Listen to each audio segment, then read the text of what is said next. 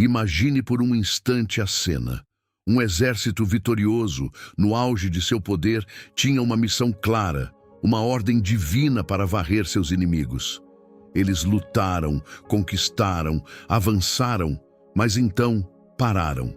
Não porque foram derrotados, mas porque escolheram parar.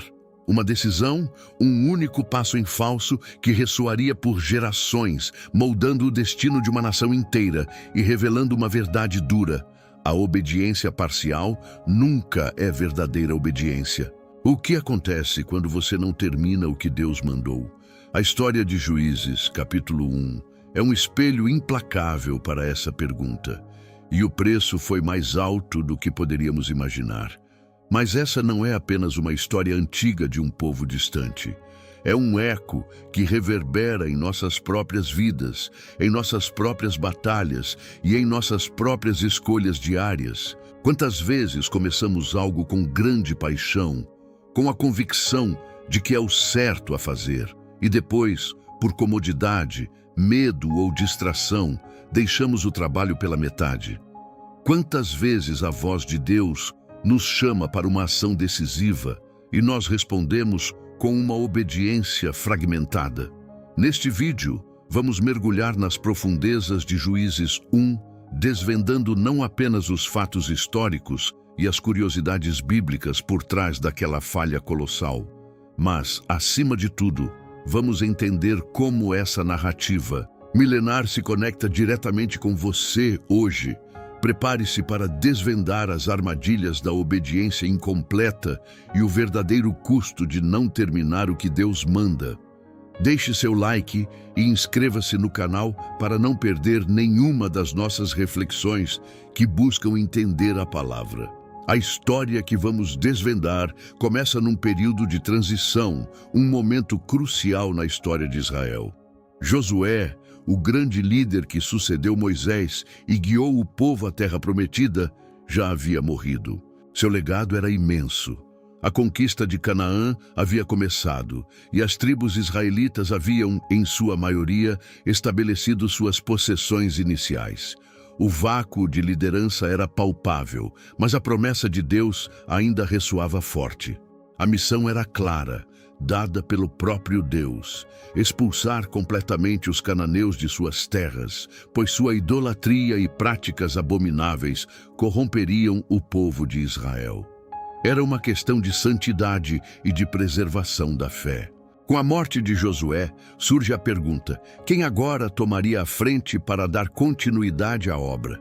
É aí que o livro de Juízes, capítulo 1, nos lança diretamente para o coração da ação. Os israelitas não se precipitam. Eles buscam a direção divina, perguntando ao Senhor: quem de nós subirá primeiro para combater contra os cananeus e lhes fará guerra? A resposta de Deus é imediata e inequívoca: Judá subirá. Eis que entreguei a terra em suas mãos. Uma garantia poderosa, não acham? Deus não apenas deu a permissão, ele prometeu a vitória. Isso nos mostra que o primeiro passo deles foi correto: buscar a Deus. Um prenúncio de que, mesmo com a melhor das intenções, o caminho pode se desviar. E Judá, a tribo mais numerosa e influente, não vai sozinha. Ela convida sua tribo irmã, Simeão, a se juntar à batalha. Vem comigo à minha herança e combatamos contra os cananeus. Também eu irei contigo à tua herança, diz Judá. Essa aliança demonstrava união, estratégia e um senso de comunidade. Juntos, Judá e Simeão atacaram, e a primeira vitória foi retumbante. Mais de 10.000 homens dos cananeus e dos perizeus foram mortos em Bezeque. Um início promissor que parecia confirmar a fidelidade de Deus e a obediência de seu povo. O destaque aqui é Adoni-Bezeque, o rei de Bezeque. Ele tentou fugir, mas foi capturado. E o que os israelitas fizeram com ele é um detalhe chocante, mas revelador das práticas da época. Cortaram os polegares e os dedões dos pés dele. Por quê? Naquela cultura, um guerreiro sem polegares não podia segurar uma espada ou um arco, e sem os dedões dos pés, ele perdia o equilíbrio, tornando-se inútil para a batalha. Adoni-Bezeque, em sua própria confissão, reconheceu a justiça divina. 70 reis, com os polegares e os dedões dos pés cortados, apanhavam migalhas debaixo da minha mesa. Assim como fiz, Deus me retribuiu. Uma ironia cruel, não é? Ele reconheceu o juízo, mas será que Israel o entendeu? Essa vitória inicial em Bezeque e a subsequente captura de Jerusalém foram marcos importantes. Jerusalém, uma cidade fortificada, caiu diante da força de Judá. Isso nos mostra que Deus estava, de fato, entregando a terra em suas mãos, cumprindo sua promessa. O cenário era de avanço, de conquista, de sucesso. Parecia que o plano divino estava em plena execução. Mas então, a narrativa começa a revelar as primeiras fissuras. Após a captura de Jerusalém, Judá desce para lutar contra os cananeus que habitavam a região montanhosa, o Neguebe e a Cefelá. Eles continuam a ter sucesso, derrotando os reis de Hebrom e Debir. E aqui surge uma história de bravura individual que merece nossa atenção. Otniel. Caleb, o grande guerreiro que havia sido um dos 12 espias originais e que manteve sua fé mesmo quando todos duvidaram, oferece sua filha Axa em casamento a quem conquistasse Kiriat Sefer. Otniel, seu sobrinho, aceita o desafio, vence a cidade e se casa com Axa. Esta passagem, embora pareça uma digressão romântica, é crucial. Ela nos mostra um Israel que ainda tinha homens de fé e coragem dispostos a pagar o preço pela obediência. Otniel se tornaria, mais tarde, o primeiro juiz de Israel, um líder levantado por Deus para livrar o povo de seus opressores. A história de Axa pedindo terras com fontes de água ao seu pai Caleb é um exemplo de como, mesmo em meio à conquista, as necessidades práticas e a prosperidade da família eram importantes. Tudo isso sugere um povo que até agora estava agindo de acordo com a vontade divina, avançando e tomando posse. Mas por trás de todo esse sucesso e heroísmo, um padrão preocupante começa a emergir. Um prenúncio sombrio do que viria a seguir. É como se a narrativa nos desse a sensação de que algo fundamental está sendo esquecido. Uma parte crítica da missão que, se não fosse cumprida, transformaria todas essas vitórias em meras batalhas perdidas na grande guerra contra a desobediência. Que parte seria essa?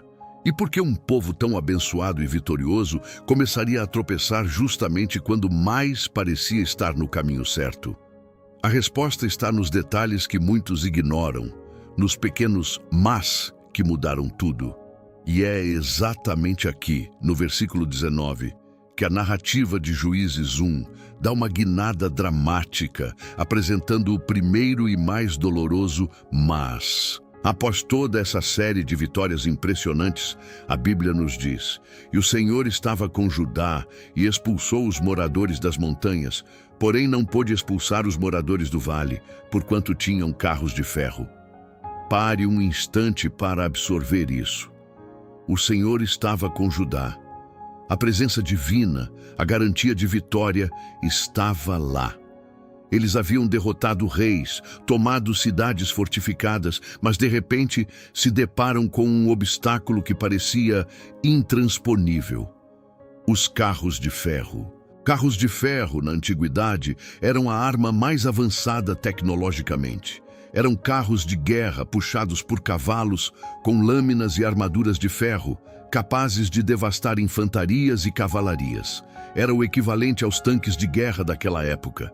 Entendemos a dificuldade, o desafio, mas a frase "não pôde expulsar" é o cerne do problema.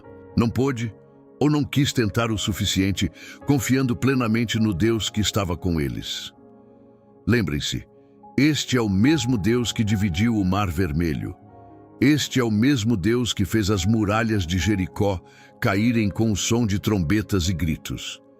Este é o mesmo Deus que alimentou milhões no deserto com maná e codornizes por 40 anos. Este é o Deus que havia prometido estar com eles e dar-lhes a vitória, desde que eles confiassem e agissem.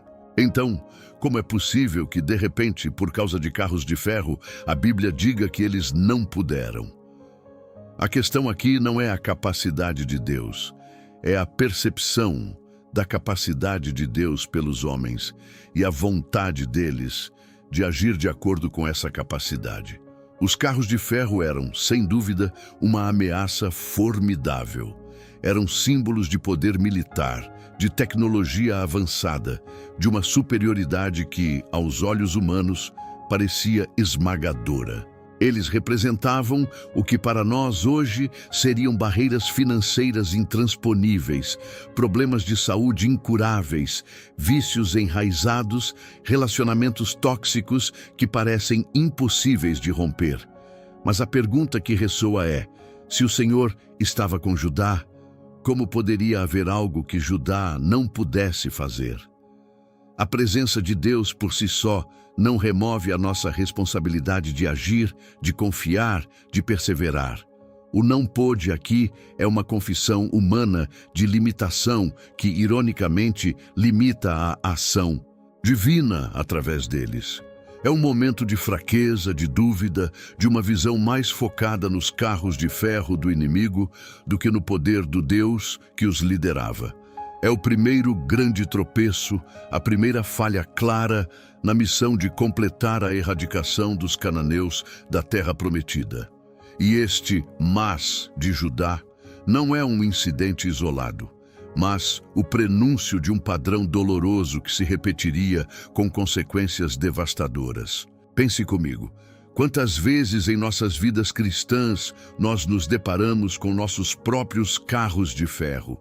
Aqueles obstáculos que parecem grandes demais, complexos demais, arraigados demais. Aquela tentação que sempre nos derruba, aquele projeto que nunca conseguimos terminar, aquele perdão que parece impossível de conceder. E assim como Judá, nós nos justificamos, dizendo: eu não pude. Mas será que realmente não pudemos? Ou será que nos faltou a fé, a perseverança, a dependência total do Deus que, por definição, pois pode fazer todas as coisas? A narrativa, então, nos leva a observar as outras tribos de Israel e o que vemos é um cenário ainda mais desolador. O mas de Judá se torna um eco, uma melodia sombria que se repete em várias tonalidades. No versículo 21, lemos sobre a tribo de Benjamim. Os filhos de Benjamim, porém, não expulsaram os jebuseus que habitavam em Jerusalém. Antes, os jebuseus habitam com os filhos de Benjamim em Jerusalém até o dia de hoje. Jerusalém, uma cidade estrategicamente vital, que mais tarde se tornaria a capital de Israel, o centro da adoração. E os jebuseus, seus habitantes pagãos, foram autorizados a permanecer. Não é apenas uma falha militar, é uma falha de visão, uma falha espiritual.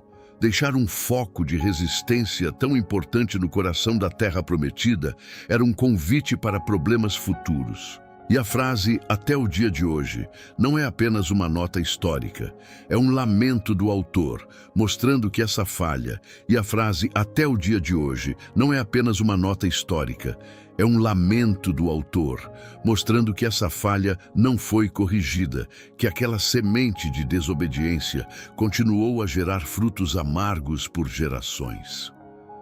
É um lembrete vívido de que algumas escolhas, alguns não pudemos ou não quisemos, têm um eco no tempo que vai muito além do nosso entendimento imediato. Deixar os jebuseus em Jerusalém era deixar um câncer no coração de um organismo que deveria ser puro, totalmente dedicado a Deus.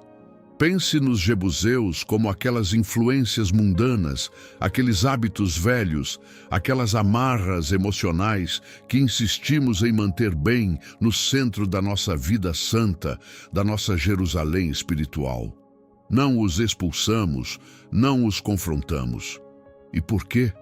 porque era mais cômodo, mais trabalhoso, ou simplesmente porque, como Benjamim, achamos que poderíamos coexistir com aquilo que Deus nos mandou erradicar.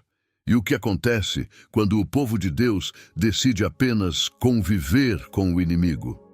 A próxima tribo que o texto menciona, Manassés, nos dá uma pista ainda mais clara do perigo. Versículos 27 e 28 nos dizem: Manassés, porém, não expulsou os moradores de Bet-Seã e de suas aldeias, nem os de Taanaque e de suas aldeias, nem os moradores de Dor e de suas aldeias, nem os moradores de Ibleão e de suas aldeias, nem os moradores de Megido e de suas aldeias. Porém os cananeus quiseram habitar naquela terra. E sucedeu que, quando Israel se tornou forte, sujeitou os cananeus a trabalhos forçados, porém não os expulsou de todo. Aqui vemos uma escalada sutil, mas perigosa. Primeiro, a inação, a simples falha de cumprir a ordem. Mas com Manassés vemos um passo além, e é um passo traiçoeiro. Eles não expulsaram. E por quê? Porque os cananeus quiseram habitar naquela terra. Que ironia, não é? Os cananeus, aqueles que Deus ordenou que fossem completamente erradicados para proteger a pureza de Israel, agora queriam habitar naquela terra. E qual foi a resposta de Manassés? Não foi a expulsão completa, não foi a obediência radical. A resposta de Manassés foi uma mistura perigosa de inação e depois de um pseudo-controle. Eles viram os cananeus quererem habitar naquela terra e simplesmente aceitaram essa vontade do inimigo. Pense nisso, o inimigo não precisou nem lutar, ele só precisou querer ficar. E Manassés não teve a fibra moral, a convicção espiritual para dizer não